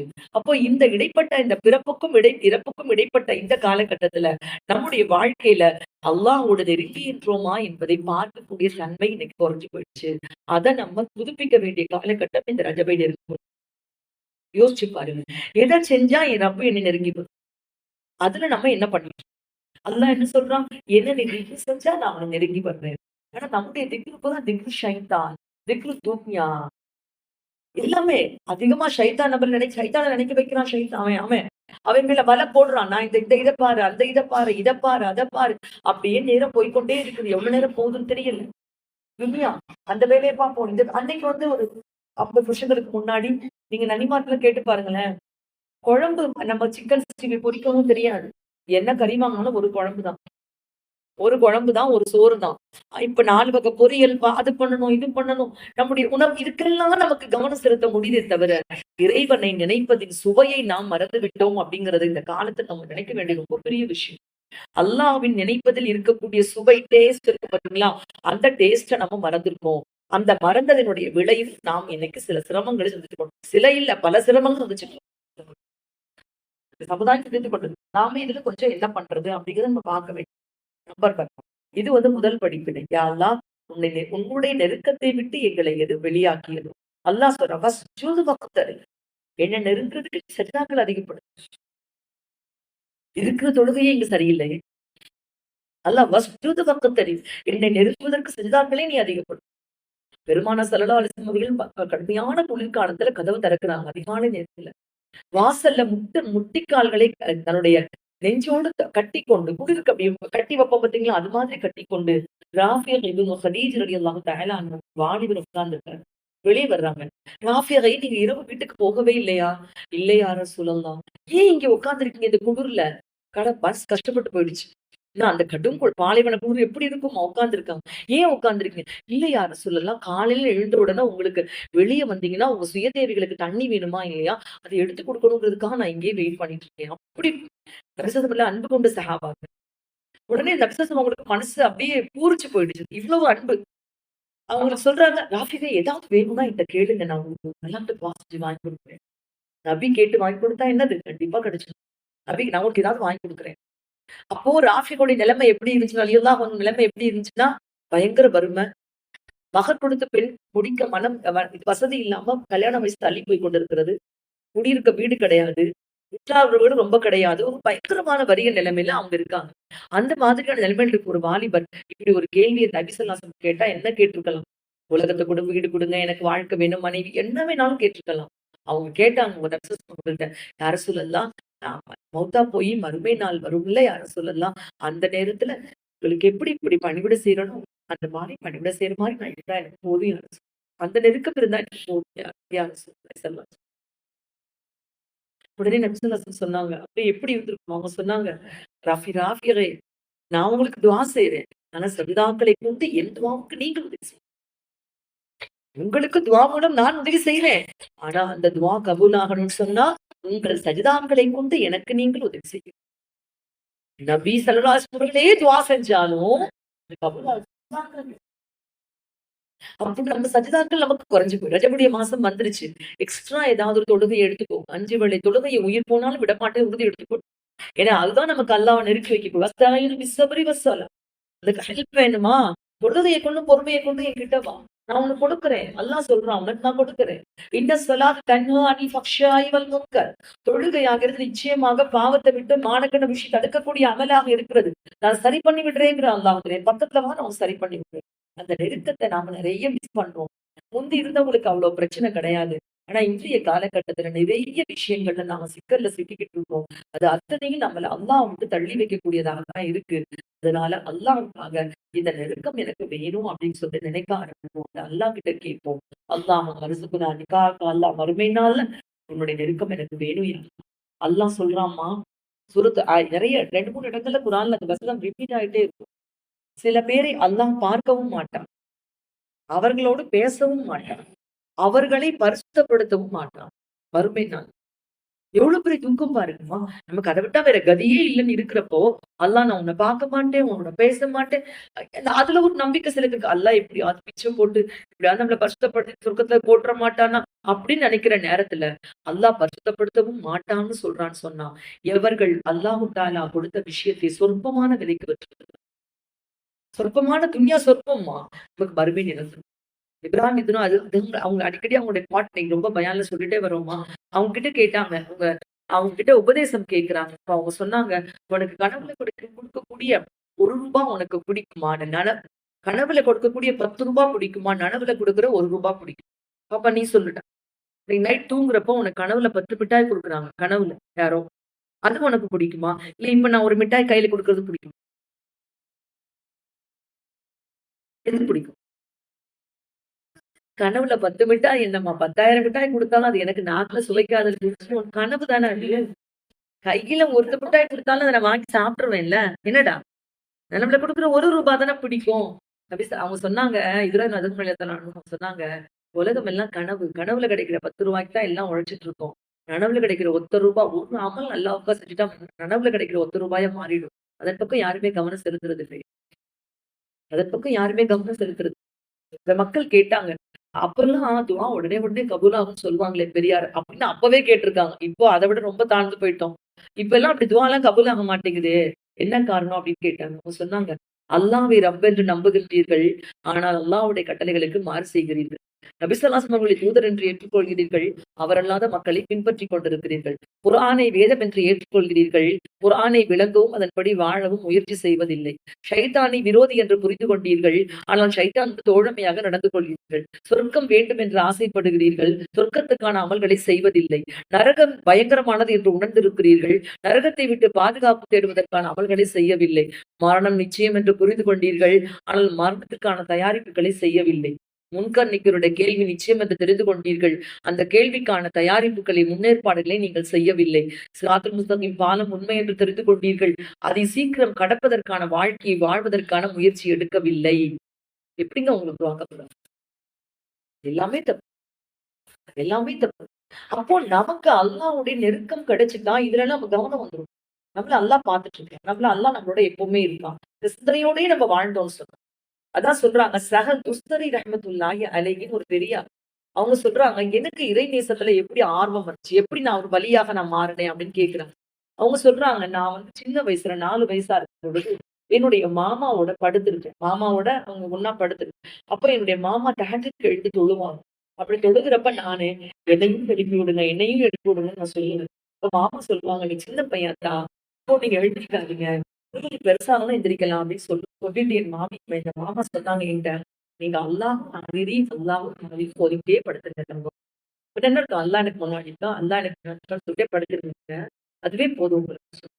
திருப்பி கொஞ்ச நாள் முடிச்சு மறுபடியும் நான் போய் கேட்டேன், இல்ல மாமா எனக்கு ரொம்ப ஆசையா இருக்கு, நானும் தஹஜ்ஜுத் தொழுகணும், என்னையும் தொழுகான்னு. இன்னும் அவ்வளவு வயசு வரல தங்கம், ரொம்ப குட்டியா இருக்கீங்க, இன்னொன்னு சேர்த்து கொடுக்குறீங்க சொல்லிட்டு படுங்க. அல்லாஹ்வும் நாவீரி, அல்லாஹ் என்னை பார்த்துட்டு இருக்கான், அல்லாஹ் என்னை பார்த்துட்டு இருக்கான்னு சொல்லிட்டே படுத்துருங்க. மறுபடியும் கொஞ்ச நாள் முடிஞ்சு மறுபடியும் எந்திரிச்சு கேட்கிறாங்க, மாமா மாமா எனக்கு ரொம்ப ஆசையா இருக்கு அல்லாஹ்வை வணங்கணும். அவங்க கூட ஒரு திக்கு சொல்லி கொடுக்குறாங்க, அல்லாஹு ஷாஹிதி அல்லாஹு ஷாஹிதி, அல்லாஹ் எனக்கு சாட்சியா இருக்கான், அல்லாஹ் எனக்கு சாட்சியா இருக்கான் சொல்லிக்கிட்டே படுங்கம்மா. அல்லாஹு நாவீரி அல்லாஹு நாவீரி அல்லாஹு ஷாஹிதி 3 ஆயிடுச்சு. திரும்ப கொஞ்ச நாள் கழிச்சு மறுபடியும் போய் கேட்கிறாங்க, மாமா மாமா என்ன மாமா எனக்கு தொழுகணும் ரொம்ப ஆசையா இருக்கு, நீ தொழுகவே வேணாம்னு சொல்றீங்களே. அப்பவே அல்லாஹ்வும் நிறைய சேர்த்துக்கோத்தான்னு சொன்னான். அல்லாஹ் என்னோட இருக்கான். அல்லாஹு ஹாவிரி, அல்லாஹ் எனக்கு முன்னால் இருக்கிறான். அல்லாஹு நாவிரி, அல்லாஹ் என்னை பார்த்து கொண்டே இருக்கிறான். அல்லாஹு ஷாஹிரி, அல்லாஹ் எனக்கு சாட்சியாக இருக்கிறான். அல்லாஹு மகை, அல்லாஹ் என்னுடனேயே இருக்கின்றான் சொல்லிக்கிட்டே இருந்தாங்க. மாஷா அல்லாஹ். அவங்க சொல்றாங்க, அந்த வயசுல என்னுடைய மாமா கத்துக் கொடுத்த அந்த திக்ர நான் ஓத ஆரம்பிச்சேன். எனக்கு எப்போதும் எனக்கு அல்லாஹ் முன்னாடி இருக்கான், என்னை பார்த்துட்டே இருக்கிறான், எனக்கு சாட்சியா இருக்கான், என்னோடயே இருக்காங்கிற சிந்தனையோடவே என் வாழ்க்கையை அமைத்துக் கொண்டதன் விளைவுதான் நான் விலாயத் என்ற வலி இறைநேசர் என்ற அந்தஸ்தை என்னால அடைய முடிஞ்சுச்சு அப்படின்னு சொல்றாங்க. அப்ப அல்லாஹ்வுடைய நெருக்கத்தை அடையணுங்கிற ஆர்வம் நமக்குள்ள உண்டாகக்கூடிய மாதம் இந்த மாதம். இதுல எவ்வளவு தூரம் நம்ம தள்ளி போனோமோ அவ்வளவு தூரம் நம்ம போயிடலாம். அம்மா அல்லாஹ் என்ன சொல்றான், நீ என் பக்கம் ஒரு ஜான் வந்தா நான் ஒரு முழம் வர்றேன், நடந்து வந்தா நான் ஓடி வர்றேன், இன்னும் நஃபில் வணக்கங்களை கொண்டு என் பக்கம் நீ நெருங்கி வந்தா உன் கண்ணாக மாறி விடுகிறேன், காதாக எல்லாமா மாறிடுறேங்கிறாங்க. அப்படி மாறி இருக்கிறாங்கம்மா. பெருமானார் ஸல்லல்லாஹு அலைஹி வஸல்லம் அவர்கள் பத்ர் போர்க்களத்துல ஒரு பிடி மண் எடுத்து எரிஞ்சாங்க. அல்லாஹ் சொல்றான், வலகின்னல்லாஹ ரமாங்கிறாங்க. நீங்க எரியல நபியே, நான் தான் எரிஞ்சேன். எடுத்து வீசி எரிஞ்ச ஒரு பிடி மண் 1000 படை வீரர்களுடைய கண்ணையும் கலந்துச்சு. நெருக்கம் அப்படிங்கறது இந்த ரஜபுடைய மாசத்துல நம்ம எல்லாருடைய தேட்டமாக இருக்கணுமா? இது நாம எப்போ நம்ம தவறு செய்யறோமோ அல்லாஹு தாலா ஒரு ஷைத்தானே கரீனாக ஆக்கி விடுகிறேன்னு சொல்றான். அவன் நம்ம ரொம்ப நெருங்கின ஃப்ரெண்ட் ஆயிடுவானா, நம்மளோட பிரியவே மாட்டான், நம்ம கெட்டதையே தூண்டிட்டு இருப்பான், அதுல இன்பத்தை கொடுப்பான், அதை விட்டு கடைசி வரைக்கும் பிரியாமல் அப்படியே வாழ்ந்து அப்படியே மரணிக்கக்கூடிய ஒரு சூழ்நிலையை கொடுத்துருவான் நமக்கு. அப்ப நாம அதுல ஜாக்கிரதையாக இருக்கணும் இன்ஷா அல்லாஹ். அப்போ இந்த இந்த ஒரு சிந்தனையை கொடுக்கக்கூடிய அற்புதமான நாட்கள் நம்ம முன்னாடி வர இருக்குதுமா. இன்ஷா அல்லாஹ் தயார்படுத்திக்கும். அல்லாஹ்ட்ட கேட்போம், அல்லாஹ் உன்னுடைய நெருக்கத்தை கொடியா, உன்னை நெருக்கத்தை கொடு ரஹ்மானே. அலம் யாலம் பி அன்னல்லாஹ யரா, உன்னை அல்லாஹ் பார்க்கலையா, உனக்கு தெரியலையா அப்படின்னு அல்லாஹ் கேட்கிறான். நீ என்னை எப்பவுமே பார்த்துட்டே இருக்க ரஹ்மானே, எனக்கு எப்பவுமே நீ என்னுடைய விஷயங்களுக்கு நீ அருள் செய்து கொண்டே இருக்கிற அந்த சிந்தனையோடு நான் வாழணும் யா அல்லாஹ். ஒவ்வொரு வக்து தொழுகையினுடைய அந்த பாங்கு சத்தம் கேட்ட உடனே, அந்த வக்து வந்த உடனே என்ன ஒன்ன பார்க்க வரேங்கிற ஆசையோடு நான் வரணும் யா அல்லாஹ். எவ்வளவு சந்தோஷமா நம்ம இருந்தோமா அல்லாவோட. இந்த உலகத்துல வர்றதுக்கு முன்னாடி எவ்வளவு சந்தோஷமா அல்லாவோட பேசிக்கொண்டு அவன்கிட்ட அவனுக்கு முன்னாடி நம்ம வாக்குறுதி கொடுத்து கொண்டு பேசிக்கொண்டு இன்பமாக இருந்தோமா. பொய்யான உலகத்துக்குள்ள வந்து நம்ம மறுபடியும் அந்த சந்தஸ்தை இழந்துடக்கூடாது. அல்லாஹ் அப்படியே பார்க்க மாட்டேன், பேச மாட்டேன். இந்த ஒரு நிலைமையெல்லாம் நமக்கு தேவையாமா? அந்த குர்பத்தை எப்பவுமே இழந்துடக்கூடாது. யா அல்லாஹ் எனக்கு உதவி செய் ரஹ்மானேங்கிற துவாவ ரொம்ப அதிகமா கேட்டு, அல்லாஹ்வை நெருங்குவதற்கான பாதைகள தேடணும். அல்லாஹ்வை நெருங்குவதற்கு நிறைய வழிகள் இருக்குமா. அதுல ஒரு முக்கியமான வழிதான் அடுத்த படிப்பினை, தொழுகைங்கிற படிப்பினை. அல்லாஹ் சொன்ன மாரி வஸ்ஜுது வக்தரி. இங்க இருந்து அந்த செவத்த நான் அடையணும்னா, மாயமந்திரமா போக முடியாது. எட்டுக்கள் வச்சா தான் செவத்துக்கிட்ட போக முடியும். ஒண்ணு அது என்கிட்ட வரணும், இல்ல நான் அதுகிட்ட போகணும். அதற்கான ஒரு மீடியம் ஒண்ணு இருக்கணும். மீடியம் இல்லன்னா ஒண்ணுமே கிடையாது. எனக்கு கண்ணு தெரியுது. நீங்க முன்னாடி உட்கார்ந்திருக்கீங்க. உங்கள நான் பார்க்கணும்னு சொன்னா இடையில வெளிச்சம் வேணும். எனக்கு நல்ல கண்ணு தெரிஞ்சாலும், கும்மிருட்டா இருந்துச்சு. நீங்க முன்னாடி உட்கார்ந்திருந்தீங்கன்னா, உங்களுக்கு கண்ணு தெரிஞ்சாலும், எனக்கு கண்ணு தெரிஞ்சாலும், ஒளி இல்லன்னா நீங்களும் என்ன பார்க்க முடியாது. நானும் உங்கள பார்க்க முடியாது. உங்களுக்கும் எனக்கும் இடையில ஒரு மீடியம் வேணும். நான் இவ்வளவுதான் கத்தி பேசுறேன். உங்களுக்கு காதுல கேக்குது. ஆனா எவ்வளவுதான் நான் கத்தி பேசினாலும், இங்க இடையில காத்து இல்லாம இது ஒரு வேக்யூம் பிளேஸா இருந்தா காற்று ஒளி பிரயாணிக்க முடியாது. என் வாய் அசையறது மட்டும் தான் உங்களுக்கு கேட்குமே தவிர, என்னுடைய சத்தம் உங்களுக்கு சத்தியமாக கேட்காது. அப்போ நான் என் பேச்சு உங்களுக்கு கேட்கணும்னு சொன்னா கண்டிப்பா இடையில ஒரு மீடியம் வேணும். அதே மாதிரி அல்லாஹ் சுப்ஹானஹு வ தஆலாவுடைய அருள் வேணும், ரஹமத் வேணும், அவனுடைய பிரியம் வேணும். நம்ம தேவைகளை நம்ம நிறைவேற்றணும், நம்ம நல்லவங்களா வாழணும். எல்லாத்துக்கும் ஒரு மீடியம் வேணும். அது தொழுகை. நம்ம தொழுகை அல்லாஹ்க்கு தேவையே இல்ல. ஏன்னா அல்லாஹ் சுப்ஹானஹு வ தஆலாவை வானங்கள், பூமி, செடி, கொடி, பட்சிகள், பறவைகள், கண்ணுக்கு தெரிந்த, கண்ணுக்கு தெரியாத எல்லா வஸ்துக்களையும் அல்லாஹ்வை வணங்கிக் கொண்டே இருக்கின்றன. இதுக்கு மேல மலக்குமார்கள் தஸ்பீஹ்லயே இருக்காங்க. ஆனா அல்லாஹ்வுக்கு நம்ம வணக்கம் தான் ரொம்ப பிடிக்கும். நம்ம வணக்கம் தான் அல்லாஹ்வுக்கு ரொம்ப பிடிக்கும். யா அய்யுஹல்லதீன ஆமனு யா அய்யுஹல்லதீன ஆமனு அகீமுஸ் ஸலாத். தொழுகைய பத்தி 400 இடங்கள்ல அல்லாஹ் வந்து வலியுறுத்தி சொல்றான் குர்ஆன்ல. நம்ம வணக்கத்தை அல்லாஹ் நேசிக்கிறான். எதுக்காகன்னு சொன்னா, இந்த மனிதன் என்ற அடியார்கள் நேரான வழியில் நடக்க வேண்டும் என்றால், அவர்களுக்கு தொழுகைங்கிற மீடியம் தேவை. சகோதரரை புரிஞ்சுக்கணும். எனக்கு நல்லாதான் கண்ணு தெரியும். எனக்கு நல்லா தெரியதான் செய்யும். ஆனா நீங்க என்ன பார்க்க, நான் உங்களை பார்க்க வெளிச்சம் வேணும். இல்லைன்னா குருடன் குருடன் நம்மளும் ஒண்ணுதான். அம்மா நான் கொஞ்சம் கண்ணு லைட் எல்லாம் ஆஃப் ஆயிடுச்சுமா, கொஞ்சம் ஒதுங்கிக்கோங்க நடந்து வரேன்னு சொல்லிட்டு தான் நான் போக முடியும். அப்படிதானம்மா? காற்று இல்லைன்னா என் சத்தம் உங்களுக்கு கேட்க வாய்ப்பு கிடையாது. அப்ப அல்லாஹ்வுடைய ரஹமத் நமக்கு வேணும்னா அந்த மீடியம் தேவை. எல்லா அமல்களையும் அல்லாஹ் பூமிக்கு வகை மூலமா இறக்குனா. ஆனா தொழுகையை கடமையாக்குவதற்கு தன் அடியாரான முகமது ஸல்லல்லாஹு அவர்களே அல்லாஹு தஆலா தன் நெருக்கத்துக்கு அழைத்து, தன்னுடைய நெருக்கத்தில் அல்லாஹு தஆலா தொழுகையை கடமையாக்கி, போய் உங்க உம்மத்திட்ட போய் சொல்லுங்க, ஒரு நாளைக்கு 5 வேளை தொழுகன்னு சொல்லி அனுப்பிச்சான்னு சொன்னா, அதோடைய வெயிட்ட புரிஞ்சுக்கணும். எப்பேற்பட்ட வணக்கம் தொழுகை. அது எவ்வளவு வலிமையானது. என்னமோ அது அல்லாஹ் அக்பர் தக்பீர் கட்டிட்டு அஸ்ஸலாமு அலைக்கும் சொல்லி முடிச்சுட்டா, என்னமோ நம்ம ஏதோ பெரிய விஷயத்த முடிச்சிட்டோம்னு நினைக்கிறோம் நம்ம. அதனுடைய தாத்பரியம் என்ன? அதனுடைய உள்ளுக்குள்ள அதனுடைய அதுக்கு நம்ம எவ்வளவு தயாரிப்புகள் நம்ம செய்யணும். அதை எவ்வளவு பெர்ஃபெக்ட்டா ஆக்குறதுக்கு நம்ம முயற்சி பண்ணணும். அதன் மூலமாக அல்லாஹ்வின் நெருக்கத்தை அடையறதுக்கு முயற்சி பண்ணணும். என் தொழுகை எத்தனை பெர்சன்டேஜ் அல்லாஹ்வால கபூல் செய்யப்படுதுங்கிற கவலை நமக்கு வேணும். எதுவுமே இல்ல. தொழுகிறவங்க கூட நான் 5 மணி தொழுது முடிச்சுட்டேன். தூக்கி எறிந்து விட்டு வரக்கூடிய மக்களாக இருக்கிறோமே தவிர, அந்த தொழுகையை சரிப்படுத்துவதற்கான முயற்சி நம்மகிட்ட இருக்குதான்னு கேட்டா ரொம்ப கம்மியா தான் இருக்கு. அப்ப நமக்கு அந்த கவலை நம்ம கண்டிப்பா வந்துரணும். நான் சுருக்கமா முடிக்கிற நேரம் முடிஞ்சிருச்சுமா. 2வது படிப்பினை இதுதான். என் ரப்பு இந்த ரஜபுடைய மாதத்தில் எங்கள் நபி ஸல்லல்லாஹு அவர்களை தன்னுடைய நெருக்க அருகாமைக்கு அழைத்து அல்லாஹ் தொழுகையை கடமையாக்கி இருக்கிறான் என்றால், நிச்சயமாக அந்த தொழுகையினுடைய மகத்துவத்தை நான் உணர்வேன். இன்ஷா அல்லாஹ் அதை எந்த விதமான தவறுகளும் இல்லாமல் நாங்கள் செய்வதோடு கேளுங்க. அவங்க இப்ராஹிம் நபி கேட்டாங்க. பிள்ளைகளுக்காக என்ன கேட்டாங்க? அது நம்மளும் கேட்போமா? ரப்பிஜால்னி முகீமஸ் ஸலாத்தி வ மின் துர்ரியதி. அல்லாஹ் என் பிள்ளைகளை கொண்டு வந்து நான் இங்க விட்டுட்டு போறேன் அல்லாஹ் பாலைவனத்துல. என் பிள்ளைங்க வந்து சொல்லிக் கொடுக்க யாரும் இருக்க மாட்டாங்க. உஸ்தாத் இல்ல, யாரும் இல்ல அல்லாஹ். என் பிள்ளைகளை தொழுகையாளி ஆக்கீர் சரியாயிடும். ரப்பிஜால்னி முகீமஸ் ஸலாத்தி வ மின் துர்ரியதி ரப்பனா தக்கப்பல் துஆ. ஆமீன் யா ரப்பல் ஆலமீன். அல்லாஹ் என்னுடைய உங்களுடைய சந்ததியினரை அல்லாஹ் தொழுகையாளிகளாக ஆக்கட்டுமா. அது இருந்தால் நிச்சயமாக அவர்கள் அல்லாஹ் தஆலாவுடைய அருமையை உணர்ந்து கொள்வார்கள். அல்லாஹ்வுடைய அருகாமையை உணர்ந்து கொள்வார்கள். அது அவங்கள பாதுகாத்துரும். அது எப்படி அவங்கள கண்டிப்பா அந்த கேடையும் அவர்களை பாதுகாத்துரும். ஆனா அதை இன்னும் கொஞ்சம் பெர்ஃபெக்ட்டா ஆக்குறதுக்கு முயற்சி பண்ணணும் நம்ம. அடுத்து 3வதாக அல்லாஹ் சுப்ஹானஹு வ தஆலா "ஹலக்துல் ஜின்ன வல் இன்ஸ இல்லா லியஅபுதூன்." இபாதத், அறிந்து வணங்குதல். அல்லாஹ்வை அறியக்கூடிய முயற்சி நமக்குள்ளாக வேண்டும். ரஜபுடைய மாசம் வரும் பொழுது ரப்பை அறிய வேண்டும். இதுக்குள்ள பல அற்புதங்கள் அல்லாஹ் அந்த மிராஜுடைய பிரயாணத்துல வச்சான். யார் ரப்புனா யார்? அபுதுனா யார்? என் ரப்பு எப்படிப்பட்டவன்? நான் ஒரு அடியான். எனக்கு எந்த அளவுக்கு உரிமை இருக்கு? என்னால எந்த அளவுக்கு என் இஷ்டத்துக்கு நான் வாழ முடியும்? என் இஷ்டத்துக்கு என்பது எந்த எல்லை? எந்த எல்லைக்கு நான் வாழ முடியும்? இதுக்கு மேல நான் வாழக்கூடாது. அறியாமை என்ற விஷயத்தை விட்டு விலகி அல்லாஹ்வை அறியக்கூடிய தன்மை நமக்குள்ளாக வேணும். இந்த ரஜபுடைய மாதத்துல அதற்காக நம்முடைய இபாதத்துக்களை அதிகப்படுத்தணும். அல்லாஹ்வுடைய வணக்கம். ஏன்னா நம்ம அல்லாஹ்வுடைய அடிமைன்னு சொல்லும் பொழுது கண்டிப்பாக இதுல முக்கியமான ஒரு அடிமை செய்யக்கூடிய காரியம் இபாதத், துஆ. அத்துஆவு முஃபுல் இபாதா. இபாதத்துடைய மூளை துஆ. நிறைய அல்லாஹ் கிட்ட கேட்கணும். ரஜபுடைய மாதம் வந்துருச்சு. அல்லாஹ் நாயனே ரப்பு, திக்ர் துஆங்கிறது ஒரு திக்ருமா. அல்லாஹ் கிட்ட என்னென்ன விதமான விஷயங்களை கேட்கணுமோ அத்தனையும் அல்லாஹ் கிட்ட கேட்டு அந்த நெருக்கத்தை நம்ம அதிகப்படுத்தணும். முதல் படிப்பினை இந்த ரஜபுடைய மாதம் என்பது அல்லாஹ் நெருக்கத்தை நமக்கு நினைவு கூட்டக்கூடிய. இரண்டாவது, அவனுக்காக செய்யக்கூடிய முக்கியமான தொழுகை என்ற வணக்கத்தை நாம் திருப்பி பார்த்து நம்முடைய தொழுகை எப்படி இருக்கு, எப்படி சரி பண்ணணும்னு கவலைப்படக்கூடிய மாதம். மூணாவது, ரப்புக்காக செய்யப்படக்கூடிய இபாதாத்துக்கள், திக்ருகள், இதுல நம்ம நிறைய கவனம் செலுத்தி நம்முடைய வாழ்க்கையில ஒரு மாற்றத்தை கொண்டு வரும். இது வரைக்கும் நம்ம எப்படி இருந்தோமோ தெரியாது. இந்த மாதம் வந்த உடனே ரமலானுக்கு தயாராயிடணும். அல்லாஹ் ரமலான் வரப்போது, நான் நெருங்க போறேன்.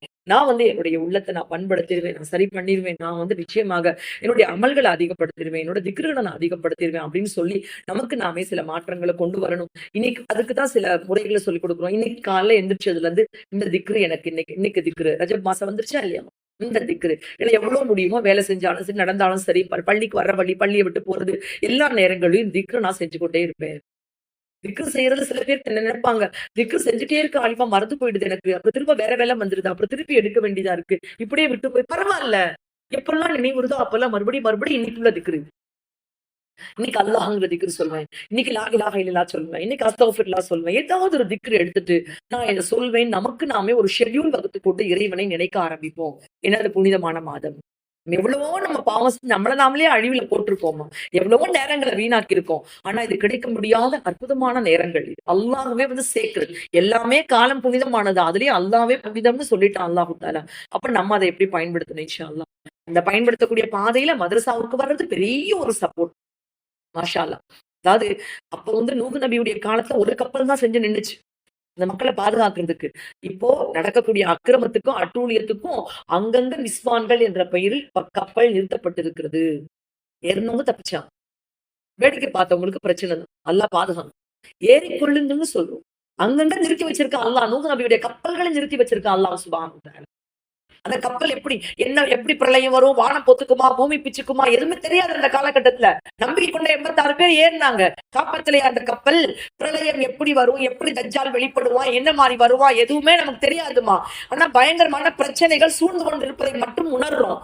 தண்டனை காலத்துல இருக்கிறோங்கிறத உணர்றோம். இந்த காலகட்டத்துல நாம் தப்பித்துக் கொள்வதற்கு நமக்காக மதரசாக்கள், பள்ளிவாசல்கள் கண்டிப்பாக ஒரு மிகப்பெரிய நூஹ் நபியுடைய கப்பல்களை கொண்டு நிறுத்தி வைக்கப்பட்டிருக்கிறது.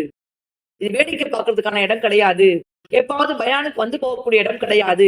தினசரி எங்களுடைய வாழ்க்கை நாங்கள் இதோட பிடித்துக் கொள்ளும் இருக்கும் பொழுது நிச்சயமாக இந்த கப்பல் சஃபீனத்து நூஹை போல நிச்சயமாக சஃபீனத்து உம்மத்தி முஹம்மதியாவாக நிஸ்வான்கள் செயல்படும் இன்ஷா அல்லாஹ்.